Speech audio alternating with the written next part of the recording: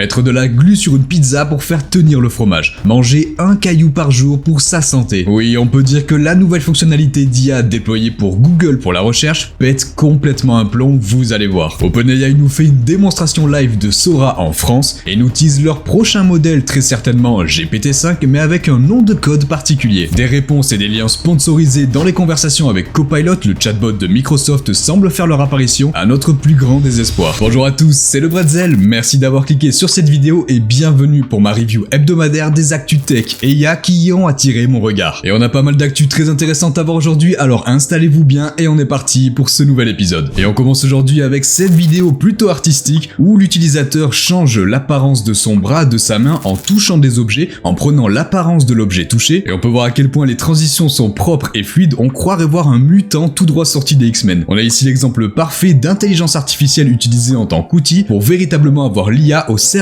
de la créativité. En effet, tous ces outils d'IA de modification d'images ou de vidéos permettent de penser à de tout nouveaux concepts auxquels on n'aurait même pas pu imaginer avant. L'utilisateur nous partage même son workflow, donc comment il a fait cette vidéo, comment le reproduire. Tout a été fait avec l'intelligence artificielle Stable Diffusion via l'interface ComfyUI après avoir découpé le bras dans After Effects. Je vous mets bien entendu le lien en description avec tout le workflow de l'utilisateur si jamais ça vous intéresse pour essayer de reproduire quelque chose du genre. Et on a une autre utilisation très intéressante de l'intelligence artificielle par Arc pour poser des questions directement au téléphone. Alors bien entendu, il ne s'agit pas d'un gadget IA, vous savez à quel point je ne les porte pas vraiment dans mon cœur. Non, ici il s'agit de l'application de recherche Arc qui a une nouvelle mise à jour. Vous pouvez donc lui poser des questions en mettant directement votre téléphone à l'oreille comme si vous étiez en conversation téléphonique. On lui pose des questions comme si on passait un appel, ça paraît bien plus naturel, on a moins l'air bizarre dans la rue, dans le métro à parler à notre téléphone devant nous. Là c'est comme si on avait une discussion avec quelqu'un, avec un ami. Après que vous ayez posé votre question pendant que l'IA a fait ses recherches, vous avez même une petite musique d'attente comme si on était dans un ascenseur. Et si on reprend le téléphone devant nous, une fois la recherche effectuée, on a les sources affichées si on veut aller un petit peu plus loin dans la recherche. Et ce sont clairement pour moi ce genre d'utilisation comme ça, de petites fonctionnalités qui vont doucement intégrer ces nouvelles technologies d'IA à notre quotidien petit à petit et changer au fur et à mesure nos habitudes, à condition que les réponses fournies soient fiables, ce qui n'est pas le cas de tout le monde, comme avec Google qu'on va voir après, vous n'allez pas être déçus. Mais malheureusement pour une fonctionnalité IA qui arrive à convaincre, qui arrive vraiment à s'intégrer dans notre quotidien, on en a au moins une dizaine qui se foirent, comme l'AI Pin de Human. Après l'échec cuisant du gadget IA de Human, il voulait remplacer nos smartphones en s'accrochant à notre torse avec un écran affiché dans la main, en répondant aux questions en utilisant GPT, mais d'ailleurs il se trompait très souvent, il était extrêmement lent, le produit final était clairement décevant, surtout après les tests catastrophiques des premiers utilisateurs qui ont clairement dit que c'était inutile et vraiment pas du tout au point, surtout vu le prix du gadget auquel il faut ensuite ajouter un abonnement mensuel supplémentaire. Évidemment, ce qui devait arriver arriva, la société Human cherche à se faire racheter. L'entreprise estime un prix de vente entre 750 millions et 1 milliard de dollars, en sachant qu'elle était valorisée à 850 millions avant ce lancement catastrophique. Mais alors, qui voudrait acheter une entreprise qui propose un produit déjà obsolète, alors que clairement, on l'a vu lors de la Google I.O. et la conférence OpenAI, l'IA va rapidement venir s'intégrer à des assistants au sein même de nos smartphones. Donc au final, Human n'a rien de concret à proposer ou à vendre, donc je vois mal qui pourrait les racheter 1 milliard de dollars, et surtout, pour quelles raisons? Même Microsoft et son appétit vorace pour toutes les startups IA pourraient faire la fine bouche ici. Et d'ailleurs, en parlant de Microsoft, le CEO de Microsoft, Satya Nadella, a fait une déclaration assez étonnante cette semaine. Selon lui, l'intelligence artificielle ne devrait pas s'appeler intelligence artificielle. Il n'aime pas du tout l'anthropomorphisme lié à cette technologie d'intelligence artificielle, donc c'est-à-dire la rapprocher à quelque chose d'humain, ce qui est quand même assez cocasse de dire ça après la conférence OpenAI où eux poussent à fond avec une voix véritablement émotive se rapprochant le plus possible d'un humain, tout en sachant que Microsoft possède 49% d'OpenAI. Donc selon le CEO de Microsoft, les capacités de cette technologie n'est pas comparable à l'intelligence humaine. Oui, c'est intelligent, mais à sa façon, ce n'est pas une intelligence artificielle, mais une intelligence différente. Il essaye véritablement de distinguer cette technologie de notre intelligence humaine. Mais ça n'empêche pas l'entreprise la plus capitalisée du monde de mettre l'accent sur cette fameuse intelligence artificielle, notamment lors de leur conférence Microsoft Build 2024. En effet, on a eu le droit à Copilot Team, donc l'IA Copilot devient un membre à part entière de votre équipe, de votre entreprise. On peut ainsi l'inviter aux réunions pour que Copilot prenne des notes, gère l'ordre du jour, l'agenda. L'IA peut suivre le temps qui défile lors de la réunion et prendre le lead comme un membre à part entière d'une équipe. On a également eu le droit à Copilot Studio permettant de créer des agents IA spécialisés dans certaines tâches alimentés par les données spécifiques de l'entreprise. On voit ainsi l'intérêt que porte Microsoft aux professionnels qui est véritablement véritablement un grand marché pour l'entreprise. Mais on a aussi du nouveau dans un tout autre domaine. Microsoft annonce en effet un partenariat avec Truecaller, qui est tout simplement une application, un assistant IA qui va répondre à votre place aux appels téléphoniques. Jusqu'à maintenant, Truecaller proposait des voix toutes faites dans plusieurs styles. Et bien grâce à ce partenariat avec Microsoft, il est désormais possible d'ajouter sa propre voix pour répondre à notre place. Il sera en effet possible de cloner la voix de l'utilisateur afin que Truecaller puisse répondre à sa place avec sa voix. Il suffit pour le mettre en place de lire un script de quelques secondes pour avoir sa voix clonée et directement en place sur Truecaller. Et ainsi vous aurez votre propre voix qui pourra répondre aux appels téléphoniques pour vous aidera à filtrer des appels inconnus, prendre des messages, bref, un véritable standard téléphonique directement accessible dans votre smartphone avec votre voix. On a également eu l'ajout d'extensions pour le Copilot de GitHub qui va permettre d'intégrer des outils et des services tiers dans l'expérience Copilot au sein de GitHub. On va avoir accès à plein d'outils différents directement intégrés à GitHub comme DataStax, Docker, Azure ou autres comme vous pouvez voir sur la liste ici, directement sur github.com sans avoir à changer de fenêtre, ce qui permettra véritablement de gagner en fluidité sans passer d'un logiciel ou d'une plateforme à une autre. L'écosystème de partenaires de Copilot va s'agrandir avec de nouvelles extensions qui seront bientôt disponibles, ce qui rend Copilot dans GitHub vraiment plus puissant et très utile. Alors tout ça c'est super, mais attention, tout ne semble pas être aussi beau du côté de Microsoft et Copilot. En effet, plusieurs utilisateurs semblent avoir repéré des pubs dans les réponses générées par Copilot, le chatbot de Microsoft. Vous posez une question à Copilot, vous entamez une conversation comme d'habitude, sauf que cette fois-ci, les réponses contiennent des sources sponsorisées avec la mention ad. Et si vous cliquez dessus, vous arrivez effectivement sur un site lié à cette publicité. En sachant tout de même que ça peut être juste pour prévenir que les sources citées s'apparentent à des pubs, pas que le lien est placé là par une entreprise ayant payé spécifiquement, du moins pour l'instant. Mais alors pourquoi les afficher et pas simplement les passer? Qu'est-ce que vous pensez d'avoir des réponses, des liens sponsorisés dans nos conversations avec les chatbots? Est-ce que ça permettrait d'utiliser Copilot à pleine puissance gratuitement ou de payer ensuite Copilot Pro pour enlever toutes ces pubs? Je suis très curieux d'avoir vos avis là-dessus, alors dites-moi tout ça en commentaire. Il y a quand même des modèles d'IA qui ne risquent pas d'avoir de pub, du moins en théorie, ce sont les modèles open source, et Microsoft est venu compléter sa gamme des petits modèles Phi 3. Je vous en avais parlé dans une précédente vidéo, la gamme Phi 3 sont des modèles petits, des SLM, les Small Language Models, en comparaison des modèles bien plus gros, les LLM, Large Language Models. Microsoft avait déjà sorti Phi 3 Mini à 3,8 milliards de paramètres, tout en indiquant que les versions Small avec 7 milliards et Medium avec 14 milliards de paramètres devaient arriver dans les semaines suivantes. Et bien c'est chose faite, ils sont enfin disponibles, on peut même télécharger les modèles sur Hugging Face gratuitement. A noter également que ces deux modèles ont des fenêtres contextuelles de 128 000 tokens, ce qui est énorme. Selon Microsoft, la gamme Phi 3 arrive à surpasser de plus gros modèles ayant plus de paramètres, tout en étant bien plus petit, donc plus rapide et demandant bien moins de ressources. Avec ces deux nouveaux modèles Small et Medium, on arrive donc à 3 modèles Phi 3,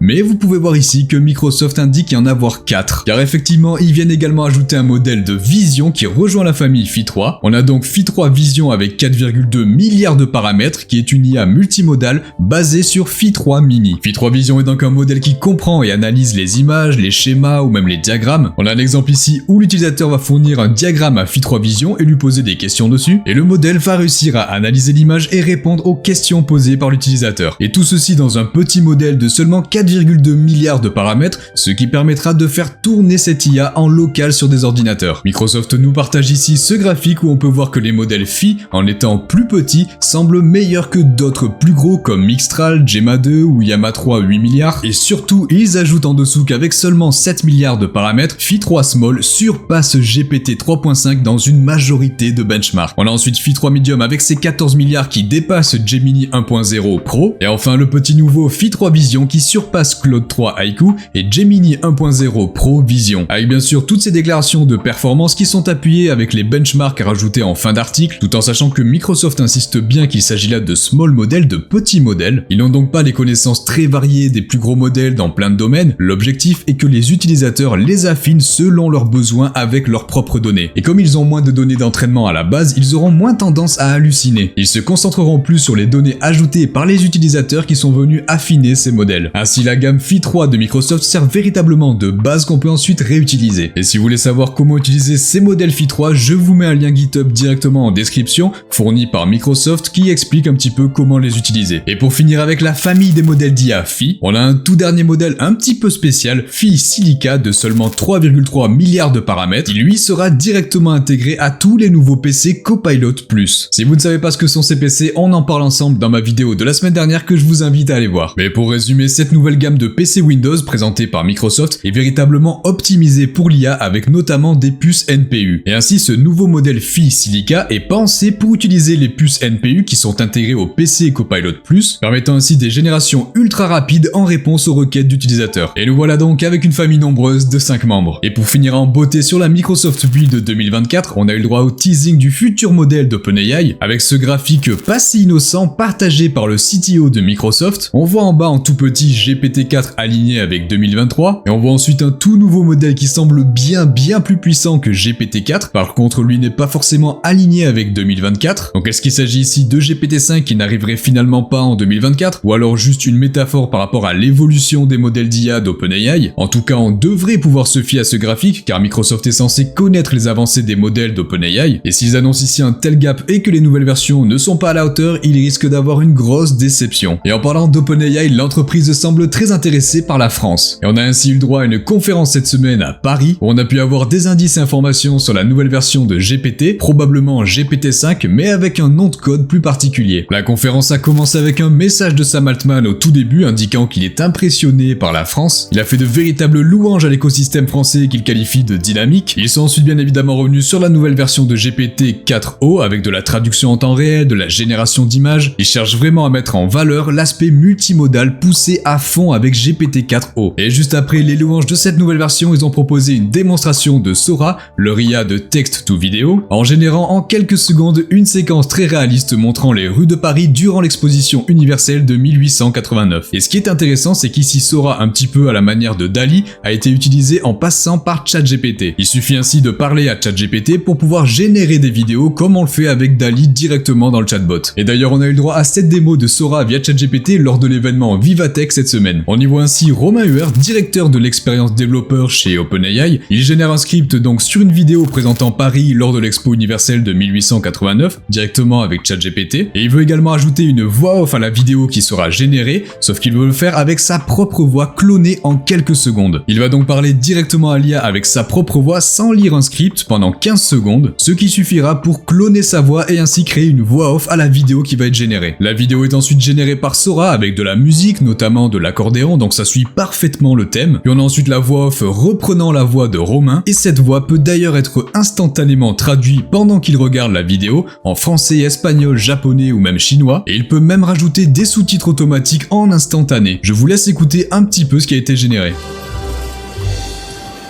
In the heart of Paris, during the 1889 Exposition Universelle, the Eiffel Tower stands proudly as a symbol of So it's now narrating the video that I can share. Le Bustling universel de 1889, la Tour Eiffel se dresse fièrement comme un symbole d'innovation et de vision pour l'avenir. Et il conclut bien évidemment en rappelant que ceci n'est qu'une démo, un aperçu, et qu'il faut encore que Sora et les autres fonctionnalités passent tous les tests de sécurité avant d'être publiés. Donc on risque très clairement de ne pas avoir ce genre de technologies telles qu'elles sont présentées ici, mais des versions bien plus censurées. De retour sur la conférence d'OpenAI à Paris, l'entreprise prépare des modèles d'IA moins chers, comme c'est déjà le cas avec GPT-4o, qui lui est moins cher et plus rapide que GPT-4, et l'entreprise souhaite également préparer des modèles d'IA plus petits, certainement pour des modèles capables de tourner en local, notamment par exemple sur les ordi Copilot+ de Microsoft, en profitant des puces NPU, ou carrément encore plus petits tournant sur smartphone avec leur partenariat avec Apple par exemple. Et enfin, durant cette conférence, de petites informations sur le prochain modèle GPT d'OpenAI. Cette prochaine version de GPT est actuellement appelée GPT Next, donc très certainement un nom temporaire pour GPT-5, et ils ont précisé que GPT Next arriverait dans le courant de l'année en cours, donc en 2024. Et bien entendu, ils ont conclu en indiquant que d'autres modèles ultérieurs seront déployés après GPT Next. Ceci n'est que le début. Et tant qu'on est sur OpenAI, vous vous souvenez dans la vidéo de la semaine dernière de l'histoire comme quoi OpenAI aurait copié la voix de l'actrice Scarlett Johansson pour créer la voix Sky de ChatGPT, ou du moins une voix très ressemblante après le refus catégorique de l'actrice. Eh bien, on a du rebondissement et une conclusion à cette affaire. En effet, le Washington Post a pu obtenir des documents liés à la création de cette voix ainsi que des déclarations, et d'après toutes ces sources, la voix de Sky a été enregistrée enregistré des mois avant le premier contact avec l'actrice Scarlett Johansson. Donc avant même que Sam Altman envoie le premier message à l'actrice, la voix de Sky était déjà enregistrée. Et d'ailleurs, dans l'annonce et le briefing de la création de cette voix, il ne faisait jamais mention de Scarlett Johansson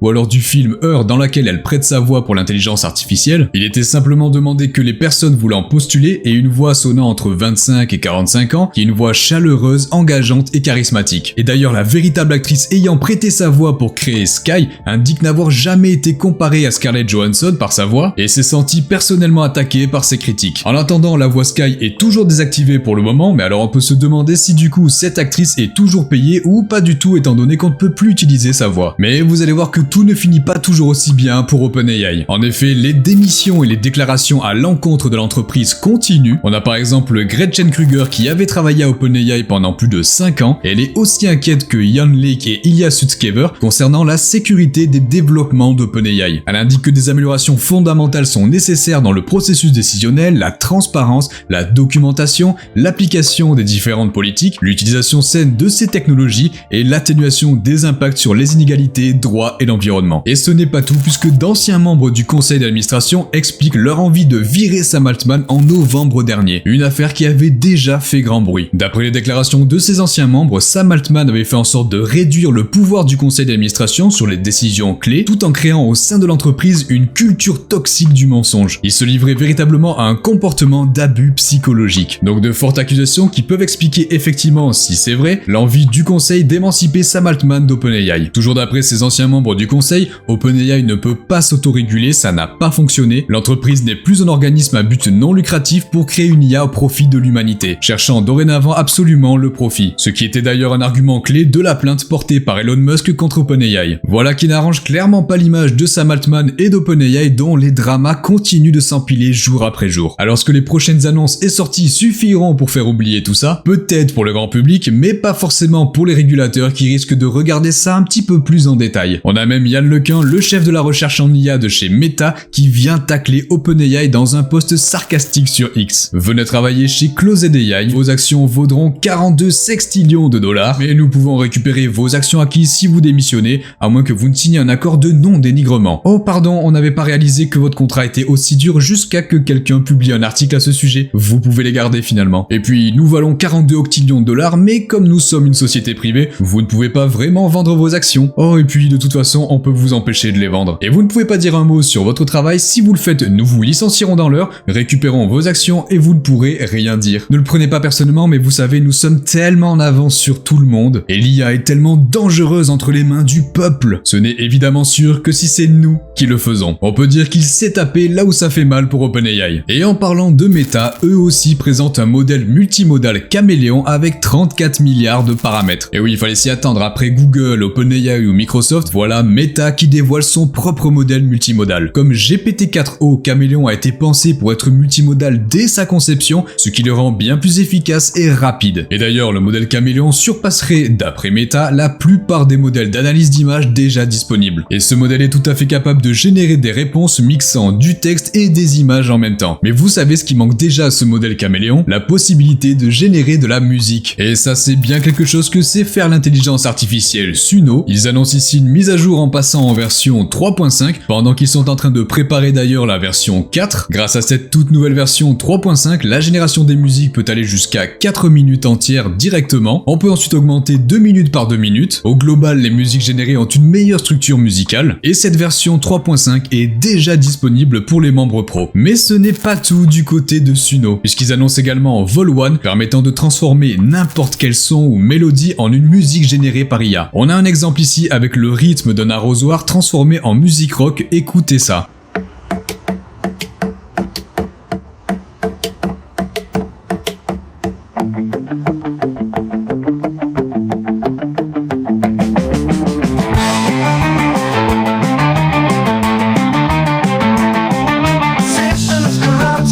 Il précise ensuite dans les commentaires qu'il sera possible de guider la mélodie avec notre voix en chantonnant une mélodie. J'ai hâte que ce soit dispo pour essayer ça. Et puisqu'on est dans les démos de nouvelles fonctionnalités, Google aussi a quelques vidéos à nous présenter. On commence avec de nouvelles vidéos exemples de VO, leur nouvelle IA de texte sous vidéo qui n'est pas encore accessible. On a ainsi les vidéos et les prompts associés. Il précise bien entendu que toutes les vidéos présentées ici n'ont pas eu de modification. C'est véritablement de la génération pure, ça sort directement de VO. On peut ainsi voir des gros zooms, des timelapses, des ralentis, pas mal d'utilisations différentes qui montrent les possibilités de VO qui est véritablement une IA à suivre dans les prochaines semaines. Et on a également eu le droit à une nouvelle démonstration du projet Astra, qui est l'assistant IA ultime de Google qui peut voir, entendre et répondre quasi instantanément. Ici Astra est donc sur les lunettes connectées qui avaient déjà été présentées lors de la dernière vidéo, et Astra va venir aider à résoudre une équation et en plus réussir à comprendre le graphique qui est lié à cette équation. Astra va indiquer l'erreur et faire corriger à l'utilisateur, alors qu'il s'agit tout simplement d'un dessin sur un tableau blanc. On a ici un beau potentiel d'assistant IA avec cette intégration à des lunettes connectées. Et cette semaine, les abonnés à Gemini Advance vont être heureux. En effet, Google déploie sa nouvelle fonctionnalité d'analyse de données qui permet d'envoyer des fichiers Excel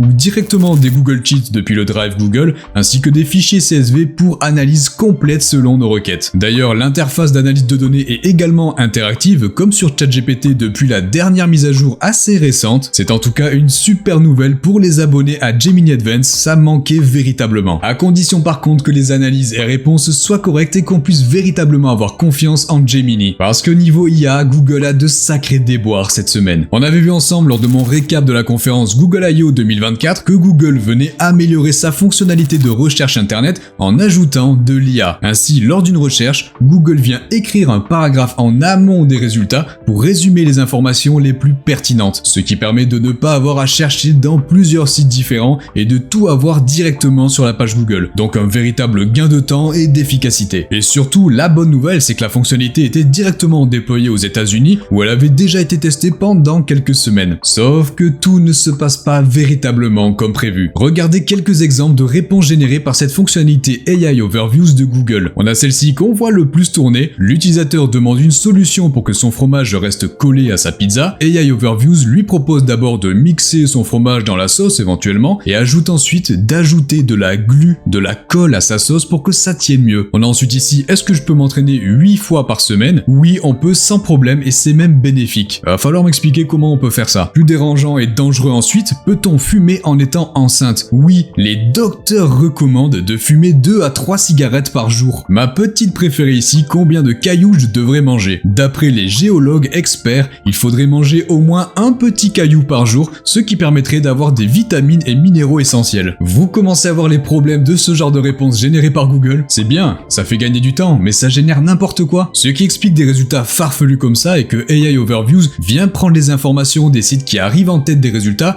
sans forcément vérifier ce qui est dit avant de faire un résumé. Et le problème, c'est que dans ces résultats se trouvent des sites comme Reddit, Quora, X, où des utilisateurs trolls font des blagues, peuvent faire de l'humour noir et ne répondent du coup pas du tout sérieusement à ce genre de questions. Mais ça, AI Overviews ne semble pas le prendre en compte. On le voit ici par exemple à la demande « Si je saute d'une falaise en courant, est-ce que je reste dans les airs tant que je ne regarde pas en bas ?» Et la réponse de Google lui dit que oui, on peut rester dans les airs tant qu'on continue de courir et qu'on ne regarde pas en bas. Google qui vit dans un dessin animé Looney Tunes. Et on voit bien entendu en dessous la source provenant de Reddit, donc un utilisateur ayant fait cette blague. Et là ça va, on a eu des exemples plutôt marrants et sur lesquels on sait pertinemment que la réponse est fausse, on peut le repérer assez facilement normalement, mais le vrai problème viendra sur des requêtes sur lesquelles on pose une vraie question car on ne connaît pas trop le sujet. Google viendra nous répondre avec AI Overviews une réponse complètement fausse sans même qu'on s'en rende compte. Et donc si on ne peut pas faire confiance aux réponses générées, quel est l'intérêt de cette fonctionnalité? Google indique quand même être conscient du problème et utilise les exemples partagés sur les réseaux pour améliorer les réponses générées. Ils en retirent même certaines manuellement tout en sachant que du coup, des utilisateurs comme sur Reddit